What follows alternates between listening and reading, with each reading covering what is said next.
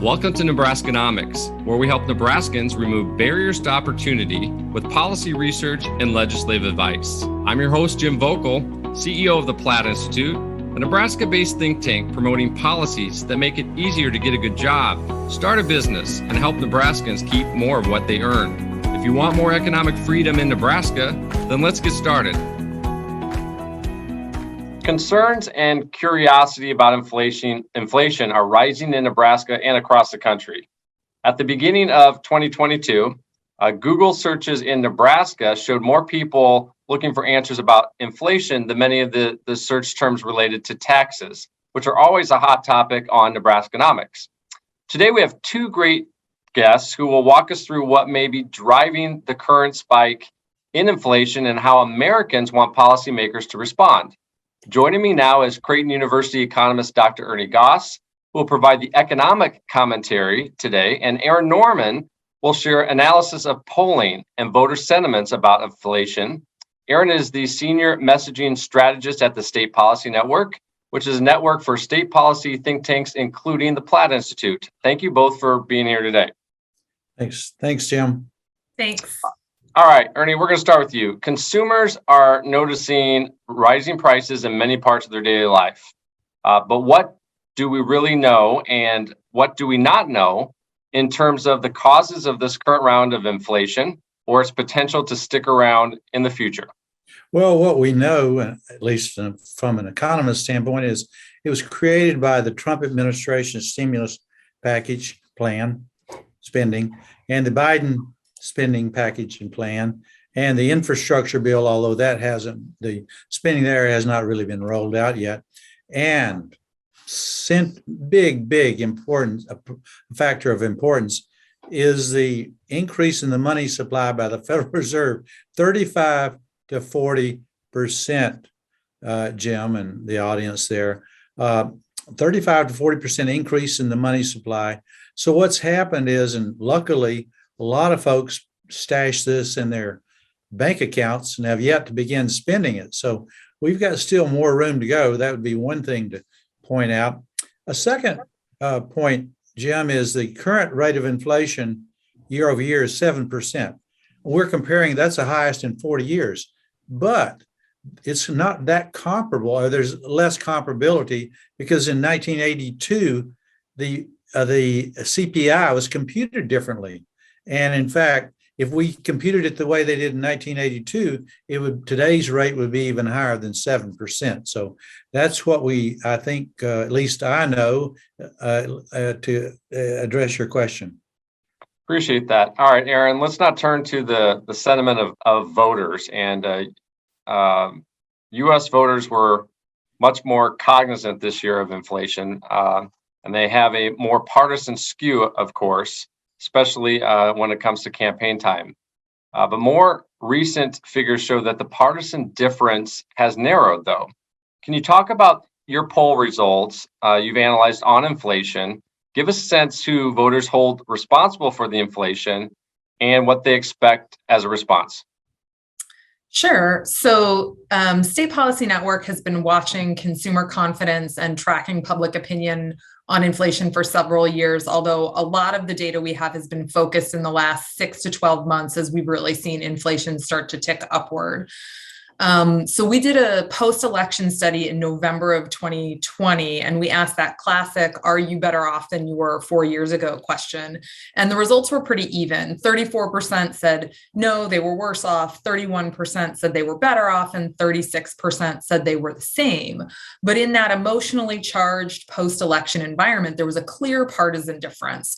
41% of Democrats said they were worse off compared to 2016, and only 23% of Republicans said the same thing. So an 18-point gap.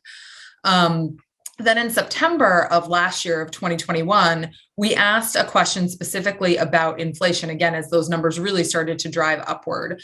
And at that time, we found that 84% of Americans were concerned about inflation, but that partisan gap narrowed from 18 points to only 10 points. And then we asked the question again in November last year, again, as those numbers for inflation kept going up, and concern jumped from 84% to 89%, and that partisan gap at the same time narrowed. So this is really showing us that inflation is becoming a key concern for the American people, and it's no longer something that's charged as I'm unhappy about everything because my guy is out of office. This is a real concern for Americans that's impacting everybody equally, sort of regardless of their partisan affiliation. In terms of who people blame for inflation, blame for these types of complicated issues usually gets thrown across the board. We know there's a huge divide in terms of political blame. So people who would have blamed Trump now blame Republicans in Congress and vice versa. But sort of beyond these tribal associations, people just want things to get better. We do know from some recent Gallup polling that in the next 6 months, Americans expect things to get worse. So sort of regardless of who they blame or what they see the real problem or the fault being, the kind of hard truth is there's a lack of faith in the current political leadership that there's a handle on this problem, that they know what to do and that they're willing to do it. Dr. Goss, I'm putting you on the spot here a little bit, but do those results surprise you at all? Not at all. Jim, if you take the wage growth, and both the Trump administration and the Biden administration had very solid nominal wage growth. That's non-inflation adjusted. If you adjust it for inflation, you're talking about a minus 1.3. That's a 7% inflation rate. That's the nominal rate of growth in wages, 5.7, minus a 7% change in prices. So you get minus 1.7% real wage growth or inflation adjusted wage growth. So it's not surprising at all that folks are out there very disappointed, very unhappy, and it cuts, as Erin said, it cuts across party lines. And if you look going forward, it doesn't look much better. If you look at the areas where you saw the great growth, for example, used car prices up 34%. I mean, there are lots of folks there buying, trading in or selling their cars or more. Well, the happy person is the person who sells a car and doesn't have to replace it. The unhappy person is the person who has to buy a used car. So that's good. Rents growing by 14% over the last year, but housing prices up by 18.9%. Now that's the Case-Shiller home price index. So there's very few areas where it has not that have not been touched by inflation, Jim. Well, let's get a little bit more Nebraska specific, Dr. Goss. Our state has a very diverse economy and a history of withstanding recessions better than most. Mm-hmm. And even though we've experienced the same initial uncertainty as every other state, we've reopened and recovered rather quickly in the pandemic. But some of our pre-existing economic challenges still exist and are even more severe, particularly our workforce shortage. How might inflation impact Nebraska's key industries and our ability to grow and compete in the years ahead? Well, it's actually that these shortages are affecting the inflation rate in Nebraska, for example. And those, you think about competition across state lines. Well, in some cases, leisure and hospitality industry, for example, there you're seeing a huge upward pressure on prices because of the inability to find and hire qualified workers. So you've got this labor shortage, and Nebraska has got the lowest unemployment rate in the nation at 1.9%. And that's a lowest ever for Nebraska, and in fact, the lowest ever recorded for any state in the U.S. That reflects the difficulty in finding and hiring qualified workers. So employers have had to push up wages, which means they've had to push up their prices. And luckily, they've been able to do some of that, but it's also pinching their profit margins also. And in Nebraska, unfortunately, historically, Nebraska has, when you get unemployed, there is a tendency and higher proportion of those unemployed workers leave the state. So that's the big problem. In other words, finding and hiring those workers and getting them to move from Detroit to Omaha or from New York to Lincoln, Nebraska, that's the real key. And it really has not been happening to a great extent. We'd, of course, like to see more of that. So there is some education for we Nebraskans to make and educate other folks about the job opportunities in Nebraska. So that's what we're seeing right now. Appreciate that. All right, we're gonna go back to you, Erin, and we're always lucky and pleased to have Nebraska leaders join us listening here in our audience. So maybe you can help them out as I get to this next question. From what you've heard from voters on the topic, what advice would you give a candidate or an office holder on how to approach their policy priorities and messaging in an inflationary period?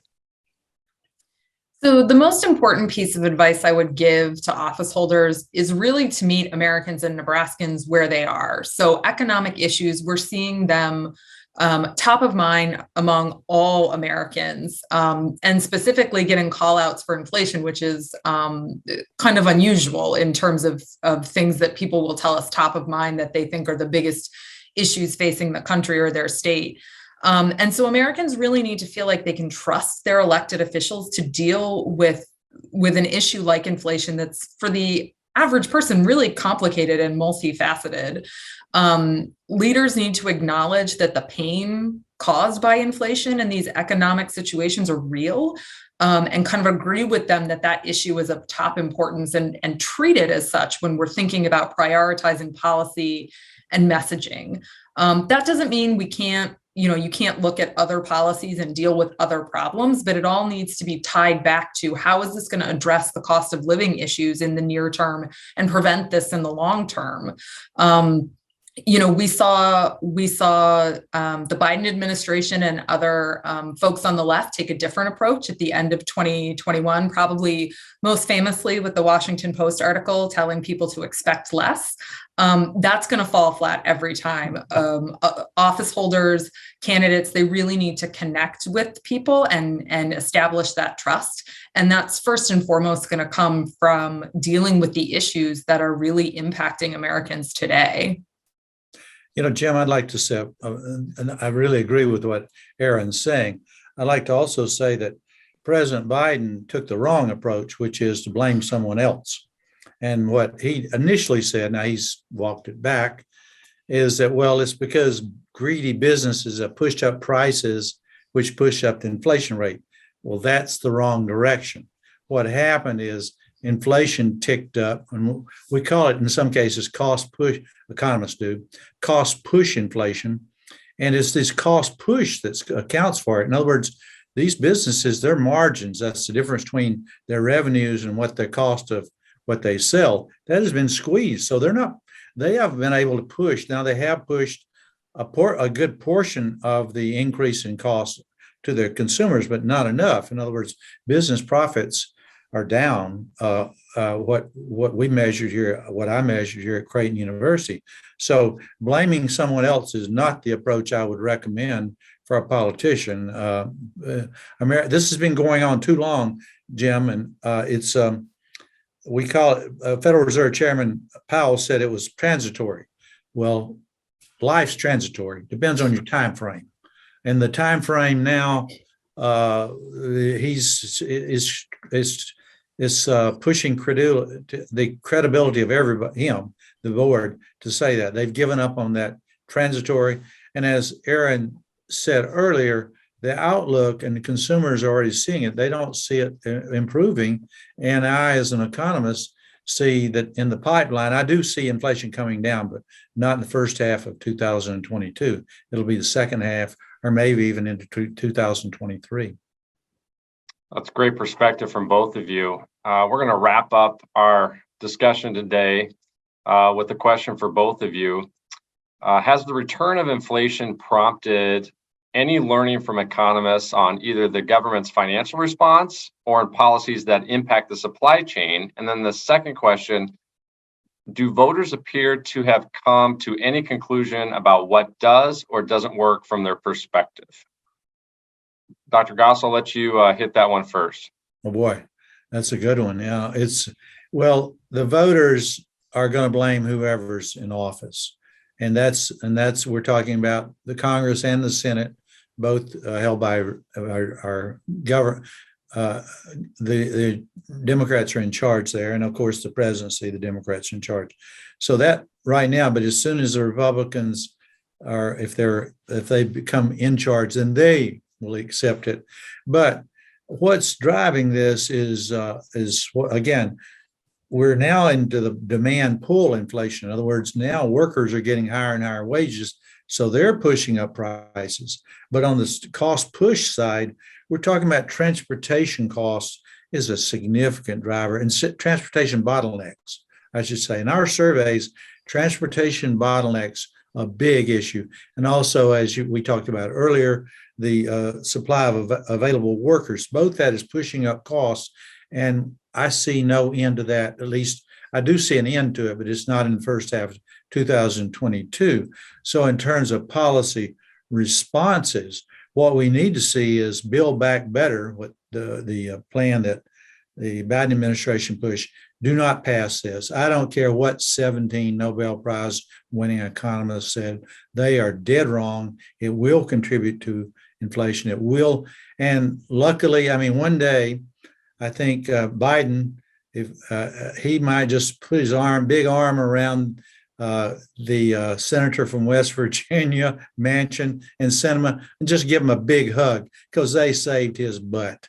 Because that, if that had been passed, we would be looking at some really long-term inflation to the potentially to the end of the Biden administration's term, their tenure in the White House.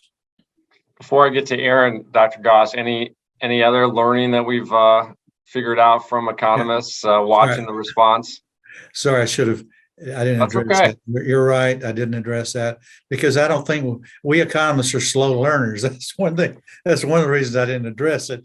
But we've got locked in. I mean, think about all the students in my class. I just came from class.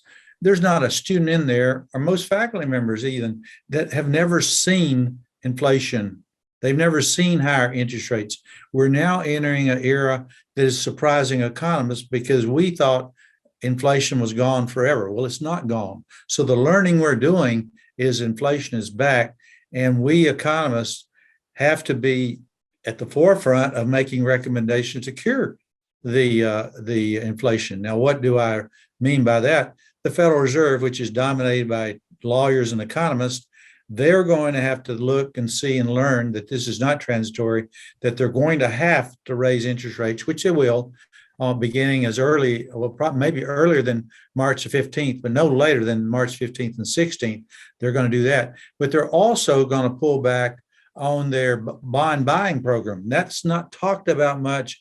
That's going to, we are learning now that these low mortgage rates that we've been living with for a long time are going to come to an end. So that's where we've learned, and we learned that the term stagflation may come back. Now, I'm not suggesting stagflation. Stagflation is excessive inflation and a downturn in overall economic growth.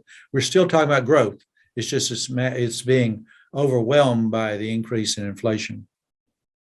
All right, Erin, last word. Do voters appear to have come to any conclusion about what does or doesn't work from their perspective? I would say that I would agree in part with what Dr. Goss said, that voters are always going to tend to blame whoever's running the show at the moment the wheels start to come off. They're also predisposed to believe what their political tribe is saying, and there's been no shortage of that over the last 6 to 12 months. I think Dr. Goss pointed out by President Biden's tendency to blame other people or to call the inflation transitory and then it would go away. And there are people out there who are going to follow their tribe, and that's going to be, from their point of view, what happened and the perspective on what works. The thing that voters typically are drawn to on more complicated issues like inflation and economic and monetary policy, they're in favor of concrete actions that intuitively make sense to them. And that's going to be a real challenge for us here, because the thing, if my money doesn't go as far as it used to, the thing that makes intuitive sense to me is government subsidies and more money. And we know that that's actually going to make the problem a lot worse. So the key for us is really going to be to explain in simple terms why that isn't a good thing, why that's going to cause more harm than good. And that's a challenge, because the problems that people are facing are that they don't have the same spending power that they used to. And in their minds, that means what they need is more money. So it's hard. And I think that's something we really need to focus on, and coming up with clear-cut examples and messaging on how we can push back on that idea. Dr. Goss, any other parting shots here? Well, I go by Ernie anyway, and I only ask my wife and kids to call me Dr. Goss. You know how that works. But anyway, I think the parting shot would be that I really, what Erin said, I think is very, very salient here. And that is the temptation is to actually, they're not trying to make it worse. They will make it worse by subsidies. In other words, you dig yourself a hole, and then when you've dug yourself a hole, quit digging. And now we need to quit digging. The infrastructure bill, which I supported many elements of that, and the program as well. But now I see the continuing resolution before Congress. I see that non-defense spending is growing by astronomical level the next year. Defense spending up by 1.7%, the latest number I saw. That's not enough on the defense side, in my judgment, but that's a policy question. But on the non-defense side, you're going to make the problem worse. In other words, the problem, I'll give you an example, Jim. Rent controls. That's okay. We're going to help the renters out by stopping the growth in inflation at the rent level. I mean, this happened back in the Nixon and the Ford administration. We had whip inflation now. That's the WIN program. And they had wage and price controls. These do not work. Then, in other words, cut it out with the subsidies, as Erin was saying, but also some of the policy responses that make no sense. The rent controls will make it absolutely worse. You'll have, and you had after the WIN, after Nixon and Ford, what did we have? Not only when you took the lid off, the price controls, it spiraled. It got worse. And that would be the wrong response. The government needs to let the market, where appropriate, to solve this problem. It won't be solved with politicians, in my judgment, by meddling in terms of subsidies, meddling in terms of trying to target spending. Well, we need to spend more money here. No, you've spent too much already. And the spending needs to come down. Another issue we didn't talk, I did mention it, Jim and Erin, is that the stimulus packages, that would be the two, and the infrastructure bill, put a lot of money in the hands of consumers. The savings rate in the U.S. went to record levels in 2020 and early part of 2021. They're still there. If consumers break it out, that could mean even higher inflation. So we've got to be ready. We have to encourage individuals not just go on spending sprees, and that's the real key. We don't want inflation expectations, although to rise. And in fact, I'm contributing to it. We've contributed to it today, but you gotta be honest with people out there. And I think politicians and economists and public policy people have to be honest. Americans are not stupid. Ernie, Erin, thank you for being two great guests on Nebraskanomics, and we look forward to talking to you again. Thank you so much. Thanks, Jim. Thank you for listening to today's episode. If you want more economic freedom in Nebraska, please visit plattinstitute.org to make a donation to help fund our research and advocacy. Or you can subscribe to our newsletter and learn about today's most important issues facing Nebraskans. It's time to stop the status quo. Let's remove economic barriers and make Nebraskans proud.